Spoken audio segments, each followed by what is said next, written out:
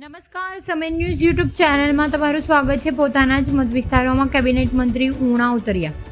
રૂપાલા માટે ન કરાવી શક્યા જંગી મતદાન. ગુજરાતમાં 25 બેઠકો માટે મતદાન થયું ત્યારે એક સુરતની બિનહરીફ જાહેર થઈ હતી બેઠક. ત્યારે જે સીટ પર સૌથી વધુ વિવાદ ચાલતો હતો તે જ રાજકોટ બેઠક પર ભાજપ તરફથી કેન્દ્રીય મંત્રી પુરુષોત્તમ રૂપાલે મેદાનમાં હતા અને કોંગ્રેસની ટિકિટ પર પરેશ ધાનાણીએ ચૂંટણીના મેદાનમાં હતા. રૂપાલાને ક્ષત્રિય સમાજનો વિવાદ નડ્યો હતો.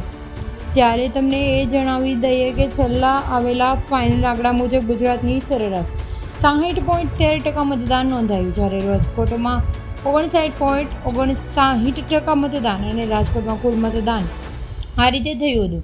રાજકોટમાં લોકસભાની બેઠકમાં જે વિધાનસભાની બેઠકો આવે છે તેમાં સૌથી વધુ ટંકાયું છે મતદાન 65.88%. ત્યારે જસદણમાં 55.69% થયું છે. આવી રીતે ક્ષત્રિય આંદોલનને કારણે કેટલું અસરકારક નીવડ્યું તે 4 જૂને જ ખબર પડી જશે. ત્યાં સુધી રાહ જોવી પડશે. તમને જો મારો આવી